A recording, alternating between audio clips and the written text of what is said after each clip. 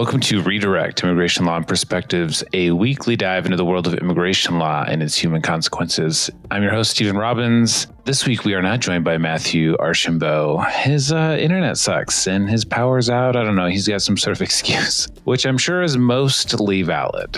But we are joined by a special guest. Her name is Dulce Gutierrez. She is a former city councilwoman here in Yakima, and currently, she is employed at the Washington State Labor Council.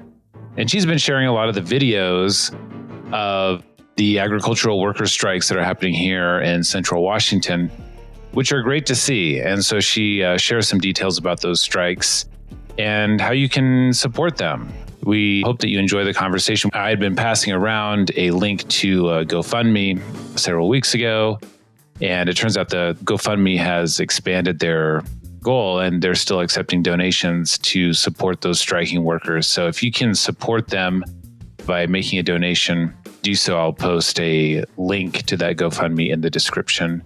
We hope you enjoy the conversation. You can share this, obviously, with your friends or family or people you don't know.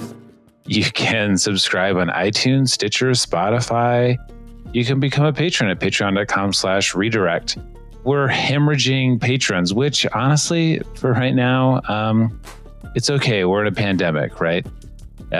So I totally understand. But if you like the show and you're able to throw a few dollars our way, it helps pay for production and hosting and all those great things. So thanks again for listening and enjoy the conversation this week with Dulce.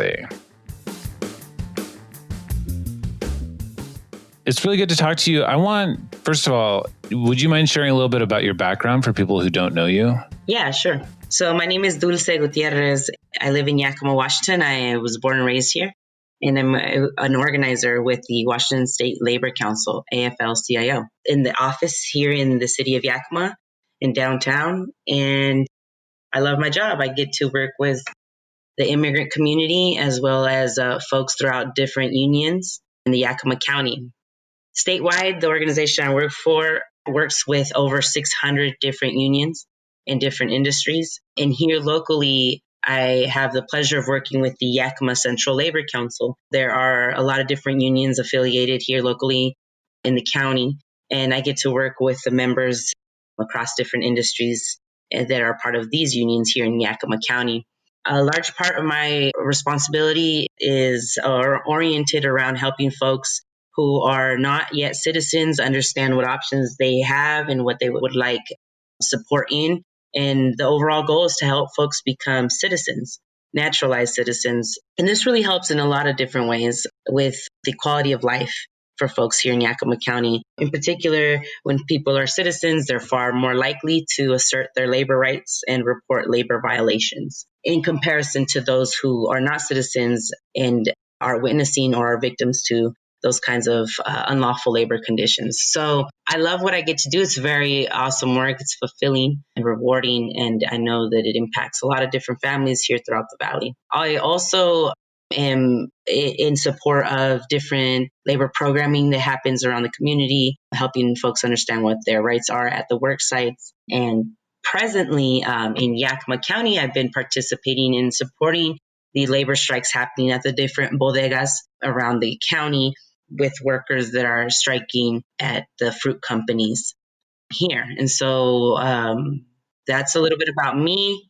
and what I've been doing as well. So people should know you were on the Yakima City Council, which is a big deal. So what made you become interested, I guess, first of all, in labor rights, but in politics and running for office? Well, as I mentioned, was born and raised in Yakima. I grew up in East Yakima, and I still live in East Yakima. It's my community, and it feels like home to me. And so I ran for office after the city of Yakima had to reform its election system. It was the first election in which our city had representatives elected to city government. They had to represent the areas and neighborhoods they lived in. Prior to that reform of the election system, folks were almost all exclusively from affluent areas of the city outside of East Yakima in areas like West Valley and Central Yakima that were essentially the leaders of the city government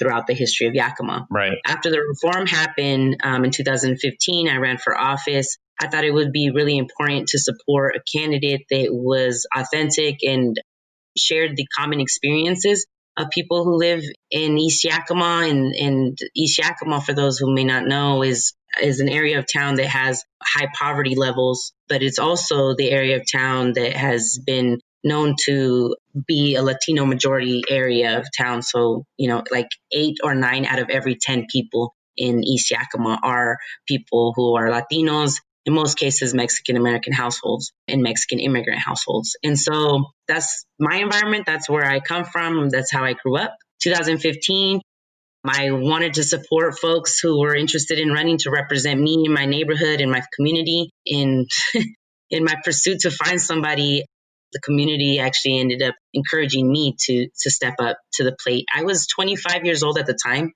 And so I had not envisioned myself being somebody in politics or a politician. So it took a lot of convincing. And then I finally decided to run for office. So I was elected and started in 2016, and I served 4 years. So I am part of the wave of the first Latinos to go into City Hall and represent the City Council. And I just finished in December of last year. So I'm about 6 months out from my term. I've always been interested in the labor movement. As a council member, I worked for the State Labor Council. I was already employed with the State Labor Council, but my job has normally focused around helping union members with legal aid and immigration issues. But, we've never seen the movement that's happening now in Yakima with the Latino community rising up and striking and putting everything on the line for dignity and respect at the workplace. So maybe it seems like, there's like this new interest on my part, but in reality, this is just something I think that we've never seen as a community happen here in Yakima County. And I'm just so privileged and honored and grateful to be able to be witnessing it up close and personal, being part of the support system to these folks who are leading their own movement on the strike line. Right. I want to talk about that in just a second. I do want to mention, just so people get a sense of the dynamic of Yakima. When we moved here in 2011, I've got it's like a family member of a family member who lives here, who told us the only thing you need to know is don't live below 40th. Mm-hmm. And I think you and I kind of both know what that means. Yeah. People can kind of imagine what that means. And it is really striking that, it's a mid-sized city, but there is this road that goes right through the middle, and everyone has this sort of basic understanding of who lives where and what that means. Yeah. You don't really have to say anything more than that. And the city fought really hard to maintain the old racist way of voting and spent, I think, about $1 million, right? Taking the case up to the Supreme Court, or actually, the lawsuit was $3 million. It was $2.9 million that covered legal expenses for both parties. But yeah, Stephen, to your point, there is a division in the city of Yakima that hyper segregates our community. And the reform that came in 2015 was not a reform that was led by the city itself. It was a result of a civil rights lawsuit. The Voting Rights Act was being violated in the city of Yakima with the winner takes all approach that's also known as the at-large voting system in Yakima. Historically, Latinos have never had a chance to elect a candidate of our choice, whether that candidate was white or of a different race. But if they were willing to be inclusive to the Latino community and attentive to the issues of the Latino community, and they had the Latino vote, they still had no chance of winning. So the Latino community could not elect a candidate of its choice at all in any way under the at-large voting system, where everybody around the city was allowed to vote for every single position that represented every district. So What we saw was that the most affluent areas of town, West Valley, as I mentioned earlier, their residents were dominating the results for every single position on the city council, meaning that they were selecting the representative of the neighborhoods I grew up in. They're so different. in every way possible from one another, these two areas of town, east and west sides of Yakima. Yet the west side was determining who was representing the east side of town. And it was a biased voting system, and it resulted in the east side of town, which also is where the Mexican community lives. We were not being represented in city hall, in city matters, with city investments, and certainly in any way that the city was representing itself outside of Yakima, whether it be in Olympia or in DC with its lobbying efforts. So it always makes me laugh that conservative city government that believes in small and limited government would, in a town where there are budgetary issues and potholes that need to be filled, that they would expend, $3 million to defend this old system, which was, very clearly in violation of a longstanding Supreme Court precedent and the law. And, a lot of people think that we're sort of past racism and, everybody gets a fair shot now and those sorts of things. And yet small local governments are willing to spend millions of dollars to maintain a status quo that is fundamentally unfair. But I do want to say, and in case anybody is wondering about your bona fides at this point, they shouldn't be, but the local AM talk radio likes to talk mad about you, which I think is a major feather in your cap.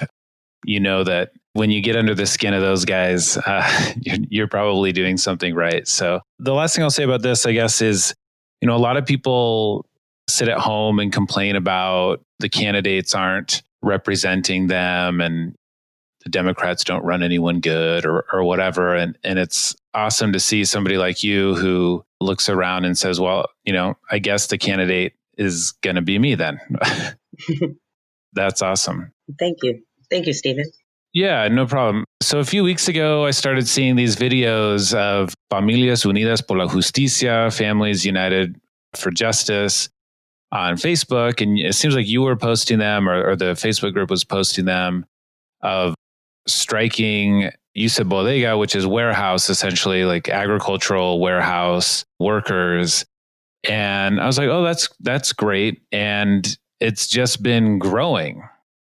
So talk about sort of how this started and your involvement with these strikes. Yeah, so this all started with workers initiating their own strike at Allen Brothers. That's a warehouse, apple packing warehouse. It does cherries as well. But they started on May 7th. They walked out.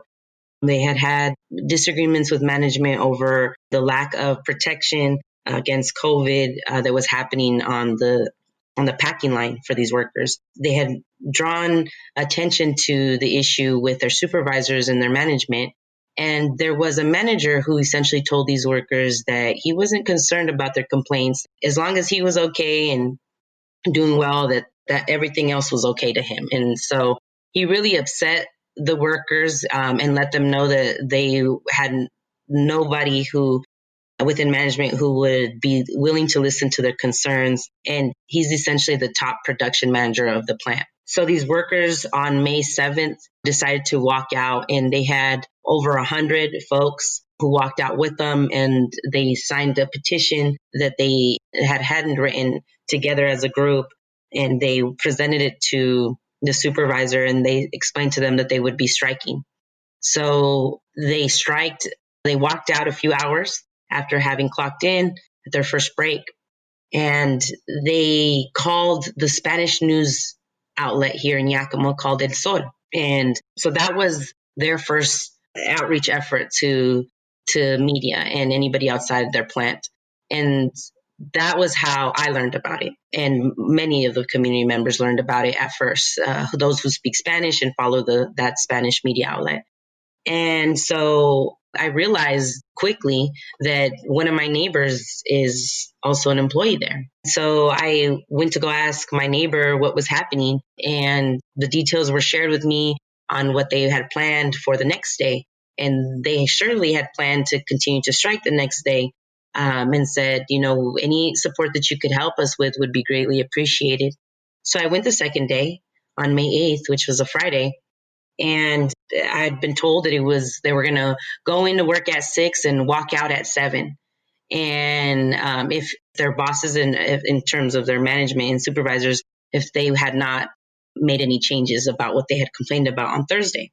So on Friday, I get there at 7, and sure enough, there was a few of the workers walking out already. And so that's where I got to meet the workers for the first time ever and asked them what kind of support they needed. And they explained to me, their situation and what they were hoping to negotiate with their bosses. Well, really, they were just hoping their bosses would just make changes and adjustments to resolve their concerns. They then shared with me some of the needs that they thought they might have to have met. And so from there, we just started making phone calls to the community, and people started showing up to support immediately because these workers were very determined. They said that they wanted everybody to know about what was happening at Allen Brothers.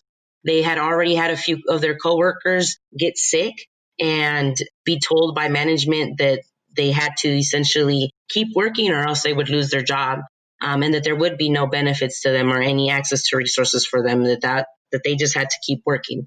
And so they had coworkers who were going to work sick, or they had coworkers who had essentially stayed home because they were sick and thought they had lost their job. And so these folks said that enough with the injustices. We want the whole world to know. And they said, let's do a Facebook video. So I offered my platform. My Facebook has a lot of following. And so that was how it all came about. That first video on May 8th around 7:30 or 8 in the morning, I think that was the first video. It went viral, and other warehouse workers in other warehouses saw the video, and before we knew it, they were asking the workers at Allen Brothers, what did you guys do? How is your management reacting? Have they told you guys are losing your job? The workers there were very open and transparent about what they were going through at Allen Brothers. By Monday, there was another strike, and then Tuesday there was 2 more strikes, and Wednesday there was another one, and Thursday there was another one, and Thursday actually there was 2. And so within a matter of from Thursday to the next Thursday, there were 7 strikes. They had 7 different strikes that walked out, and one was resolved within 2 hours. So that one didn't receive as much attention as the other 6. Right. But it just spread like wildfire. I mean, as soon as people understood that there was power in unity and that it was important that they walk out as a group or that they raise their concerns as a group to supervisors, that they had a protection under labor laws. And so I really want to emphasize that these workers at Allen Brothers are the ones that really sparked everything. And the rest of us have just literally been asking, how can we support and how can we make sure we're out of the way when you need us out of the way? And this is how it's worked out. And this is how they've sustained these strikes for so long. They're into their 4th week, the last 2 strikes. Right. What are you hearing from employers? It seems like some are saying that, their hands are tied and they can't increase wages until deeper into the summer. Do you have a sense of whether there's any truth to that? These companies are not on the brink of bankruptcy or anything. They're doing really well.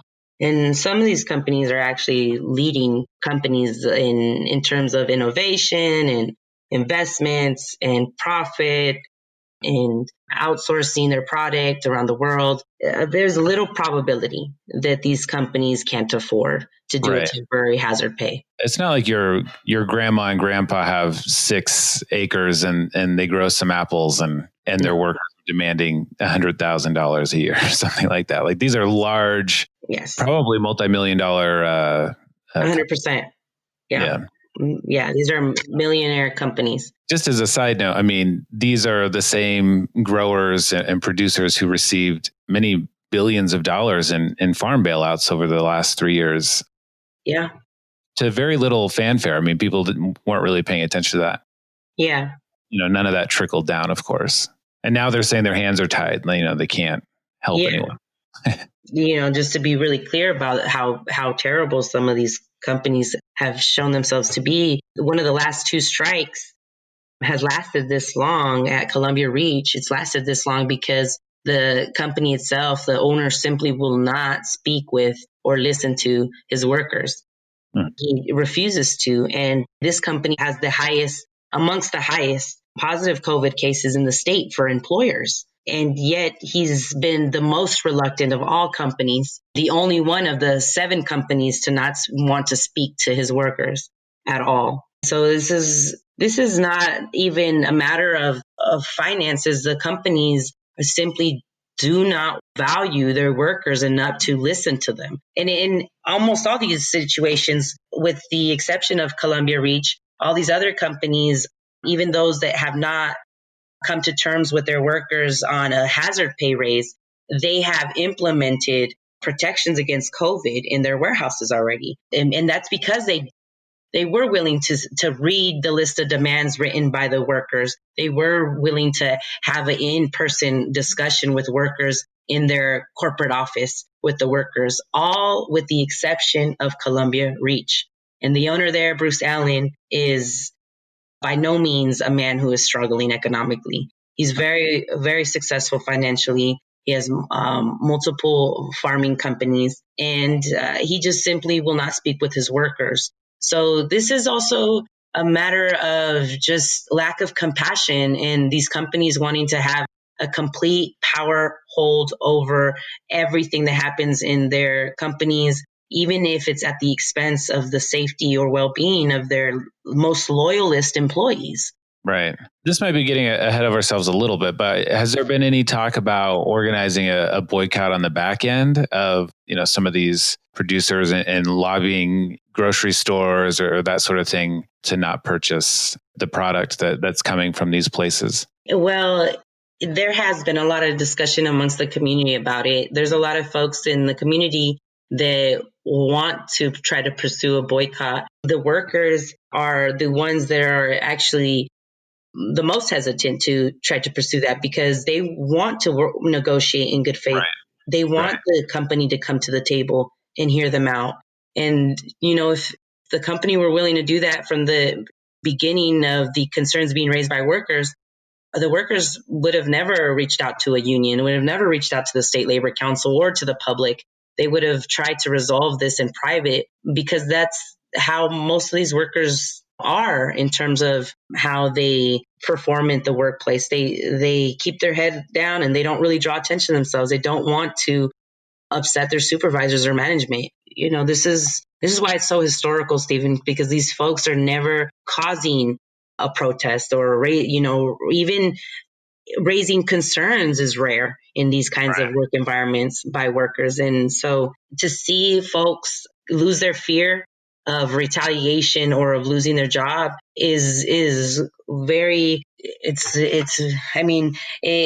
kind of leaves me speechless how committed these workers are to seeing this through and getting results in a contract signed, because they're really putting their whole family's income, on the line. Right. And they've been fighting this fight really without any lobbying muscle or power. These are not unionized workers. So even though they reached out to unions, they have to negotiate by themselves. They got to go into those offices and speak to their owners on their own. No one can do that for them because they don't have a union that's formalized to represent them. So they've been developing tremendous skills with asserting their rights and negotiating with company owners directly. They've all selected their own committees amongst the workers themselves to represent the cohorts as a whole. But it's been the workers doing it on their own. And we've been a little bit frustrated. Actually, we've been very frustrated with the lack of responsiveness from the governor and the state. And I have a lot to say about that, but I'd be happy to go in there piece by piece. Okay.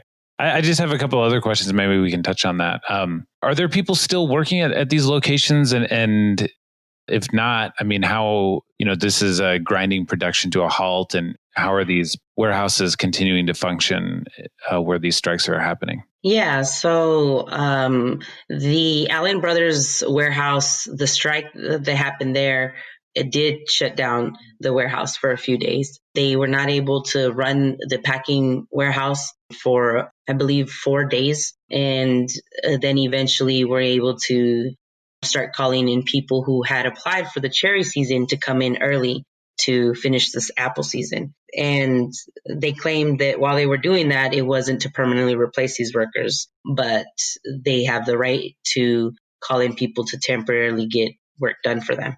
So it obviously was a tactic that intimidated the workers into thinking that they were losing their job for being on strike, but they were reassured that their right is to be able to have their position saved for them upon returning. But the other warehouses, what they did was they slowed down the packing lines a little bit and they overworked the remaining workers that stayed inside. So in a couple of the warehouses expected almost the same amount of production to be completed by a fraction of the workers, those that remained inside. Mm-hmm. And the other warehouses, they slowed down the lines and were able to pack less on the daily. And so we think that it did have an impact with the packing throughout the beginning of the strikes, but the trucks never stopped at none of the warehouse sites, even at Allen Brothers. So there's a period where the fruit is held in storage before it actually gets picked up by a semi truck to travel. So they didn't get backed up significantly to the point where, there was no fruit to load up trucks anymore. So the financial impact was really felt by the workers on strike more so than the company. Right. Yeah. It seems like a huge part of this is going to be having the resources to keep those workers afloat. These are workers who, even if they've worked at the warehouse for 10 or 15 years, at least from what I've seen, they're still making $12, maybe $13 an hour if they're lucky, with no benefits. And so they're necessarily living check to check. And that's what makes the prospect of going on strike and being replaced so risky, because it's not just a little 2-week vacation. It starts to raise questions about how is the rent going to be paid, or how am I going to put food on the table? And so how have they been able to provide some sort of backstop? And do you think that there's enough of a backstop to keep these strikes afloat, or will people eventually be pressured back into going to work? Yeah, well, these workers are in most cases being paid minimum wage, which is $13.50 an hour now. And some workers have been at their warehouse for over 10 years, over 15 years, in some cases even longer, and they're still being paid minimum wage. The only raises have come as the state raises its minimum wage over the years for them. And so they definitely are families that are, living paycheck to paycheck. These families are highly impoverished families and workers. And so missing a paycheck is difficult to get through. Missing 2 paychecks or more, boy, that can really break a person. And so they have really leaned heavily on the community support for economic relief. There is a GoFundMe account that is being shared widely for folks to donate to the workers directly. And this GoFundMe account, it was established by the workers committee, and they are distributing the cash as they see appropriate based on the workers that really need it. But these funds are only going to workers. They're not going to anybody else or any organization that's supporting the strike line. And it's the GoFundMe account. Did you eat today? You can check that page out on Facebook, also on the Familias Unidas por la Justicia Facebook page. And then on mine, I've shared as well. I don't know, maybe Stephen, you've shared it. But we are asking folks to donate to this fund. There's about $85,000 to $90,000 in the fund so far. But there was about 500 workers on strike at a certain point. And so a lot of folks are hoping that they can offset the loss in income with help through this economic relief fund, even if it is just a few $100 per worker. And so we know and understand that these companies are really trying to wait these workers out, hoping that the economic desperation takes its toll on these workers and these workers go back to the company without any real concessions being made by the company itself that relate to improved work conditions and improved salaries. And so it's important that those who can donate do. do so because we can help sustain the confidence that these workers have in their ability to hold out and continue to strike until they have real changes that will be sustained, signed in black and white on a contract. These early battles are so important, it seems to me. I mean, you know more about this than I do, but it just seems like both sides are, the growers and the producers don't want to lose because it sends a message to workers. We're about to hit cherry season. The asparagus has already started, and then we're going to get into the actual apple picking and that sort of thing. And if the workers start to win, it's going to really spark the imagination, I think, of all the workers in all the different sort of areas of agriculture, and not just in Washington, but probably across the country, that, these folks made some simple demands, waited it out a couple of weeks, and then got it. It's such an important time, like it's really inspiring to see what they're doing, but it's also such a delicate moment in time, it seems to me. And so if people can donate money, and if workers around the state can see, like, these people not only went on strike, but when they did so, they got broad support from all across the country, and we can count on similar support when it's our turn. Mm-hmm. That will make such a huge difference. Mm-hmm.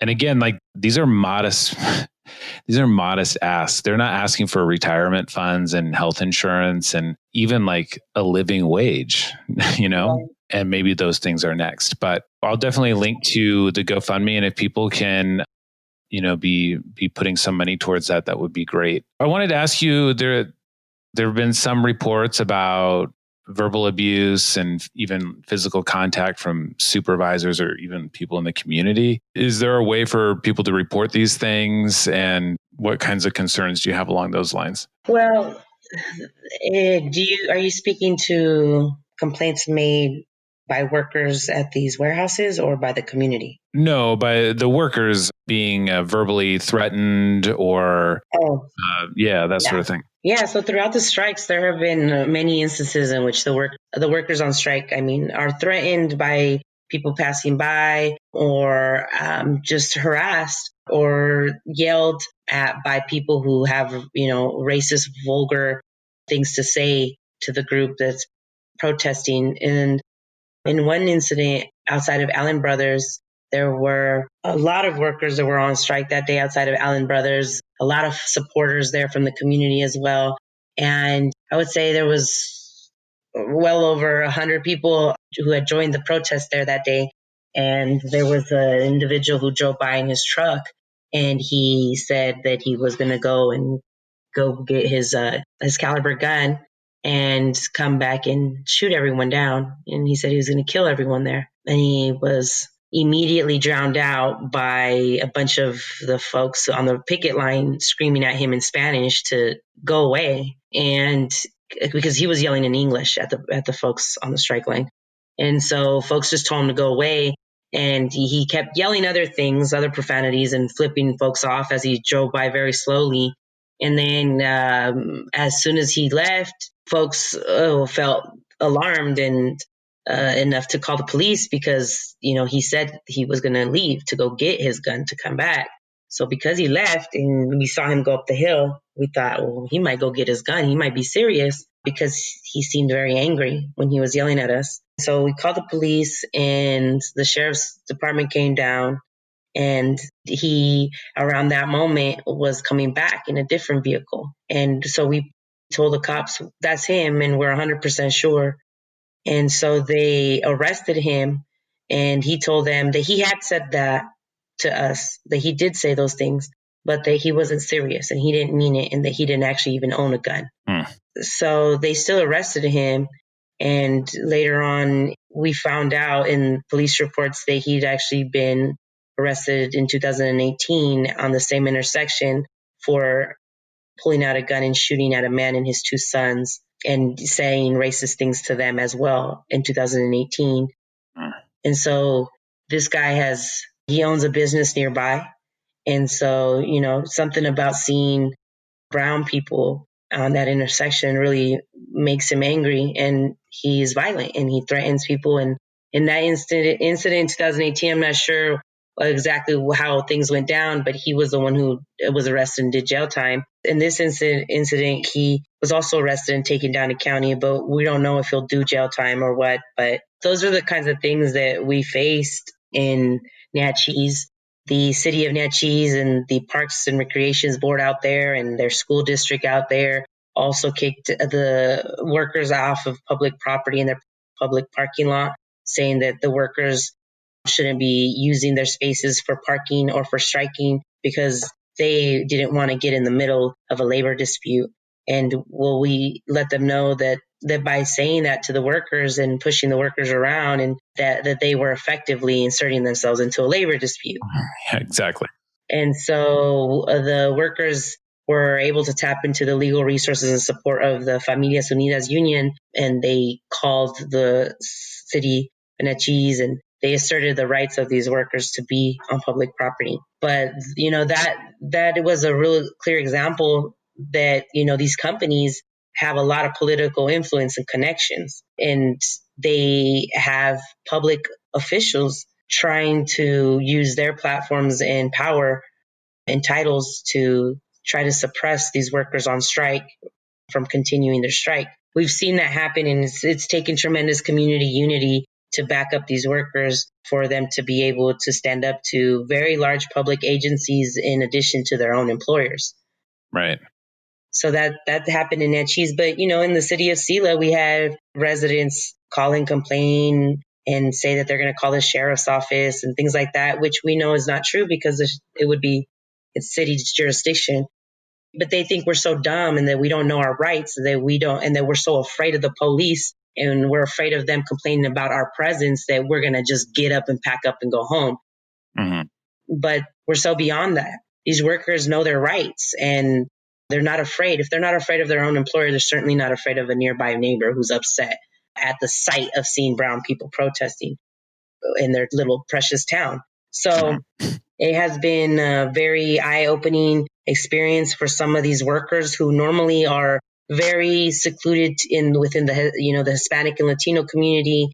Many don't know English, to see how they have been treated, or I should say mistreated and disrespected by city residents in Sila and in Natchez. It's just, for them, they've also been learning about how race really has helped support and rationalize and defend what the companies do to them as people of color labor forces. But, we had a caravan as well to honor one of the workers who died due to coronavirus complications. He was a worker that was on strike on the first day at Allen Brothers. And on the second day, when I arrived, he was no longer there because he decided to go home and tried to go get tested to see if he was positive for coronavirus. And he was. And he just passed away this week. So we had a caravan around the city of Yakima. We went through all the arterial roads, the main streets. Actually, I was in my office when you guys were driving by, and I noticed there were black balloons and white balloons. And I thought, this is some sort of all lives matter thing. Mm-hmm. This is a MAGA caravan of all lives matter folks. And it wasn't, it was you guys. So that's... Oh no, you thought it was a MAGA caravan? Well, I was like, these people are driving around honking like crazy, and black balloons and white balloons. I don't know. I was trying to guess, but I think I got it wrong. Anyhow, that's such a sad story of what happened to that guy. And, it's awesome to see people coming together. Real quick, I want to give you a little bit of space, and then I'm sorry for taking up so much of your time, but to talk about the government's response, because you meant, people in response to the Black Lives Matter thing and everything that's going on with COVID, a lot of people are saying, well, you got to vote, and you got to vote for a Democrat. And, obviously I tend to think that would help, but here we are in a state with, Democratic leadership, and it doesn't necessarily go very far depending on your circumstances. So what do you think the governor could have done different, or what should they do now to support these workers? Well, the governor has taken some steps in his most recent proclamation for emergency rules during the COVID crisis for agricultural workers. He did it on the same day that he also announced the regulations for living facilities, for long-term care living facilities. I think that he has good intentions and we really would like to meet a common ground between what the ranchers say they're able to do financially and what the workers need for their safety. Although I am very critical of the regulations because he and the Department of Labor and Industries have really catered their rules around the rancher's interest and the business owner's interest. They have approved a cohort model for workers in migrant housing and farm worker housing. In particular, this impacts the H-2A workers and, of course, migrant workers that travel from other states here that follow the seasons and stay in housing. And so the governor essentially approved this model, and this model you only see in incarceration facilities. It's hard for me to understand how he rationalizes that. I don't believe that the people in incarceration facilities nor farm workers deserve to be exempted from social distancing, but apparently the state is okay with that. And so it's a really unfortunate situation that is putting thousands of lives at risk of exposure. And if there are breakouts, they're going to be very severe and very difficult to manage and try to stop from spreading. They also are not clear in their regulations on how workers should be required to have face masks. The language is a little bit ambiguous in terms of if it needs to be a face covering or a face mask. And there is no clear language around consideration for medical limitations like respiratory issues for workers. We've had workers say that when they've asked for masks, they feel they're being retaliated against and then being forced to wear two masks, and then they feel like they can't breathe. And so it's a way to discourage workers from making complaints to begin with.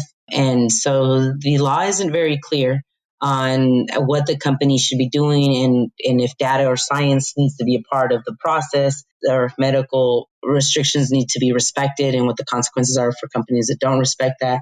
I can say that I appreciate the fact that they said the companies must provide masks to their workers for free because there's been companies who've been selling face masks to their workers in order for workers to have them, or companies are no longer allowed to provide workers masks through selling them to the workers. That was good, but that's such a basic, general, like humane thing to do that it's hard for me to like applaud him for those kinds of minor changes. I think that it's catastrophic that he would approve the cohort model. He essentially is saying the state is saying that if workers are kept in groups of 15 at all times, that they are fine, that they're not at the same level of risk of exposure. But it really then begs the question, what happens when these workers are having their rights violated? Who do they speak to? Who do they get to make the complaint to if the only people they see is one another and their direct supervisor? We know that this captive labor force through the H-2A program is extremely vulnerable to labor violations and exploitations. Right. And generally, they're able to report these violations when they have contact with the outside world, when they see other coworkers at the companies that they work for and they get to talk to them, or they see their family members that may live in the area over the weekend. But if they're more isolated than ever before, there's a lot of folks who are concerned about what their conditions will be like in such isolation at the mercy of their supervisors at all times. So Right. we're all very concerned and just really disappointed. I am particularly very disappointed in the state's response to the outcrying of the labor force within this industry. And he hasn't tried to talk to these workers until the workers essentially did a whole press conference on the governor not making any acknowledgement that the strikes were happening. And the governor has a lot of things on his plate, so we understand that he's very busy. But when he did his press conference on these changes in regulations this past week, he decided to include and say that he was creating his regulations in response to the workers on strike in Yakima. Now, I think that was really uncalled for because he had not, until that point. So you said that you thought that was uncalled for, what the governor said. Right. So you're breaking up for me. I can't actually hear you right now. I'm not sure what's going on. Somebody's Wi-Fi is no bueno. It's probably mine, but it could be yours. Can you hear me still? I'm just going to wrap it up. So I just wanted to say thank you. We really appreciate you coming on and keep up the good work.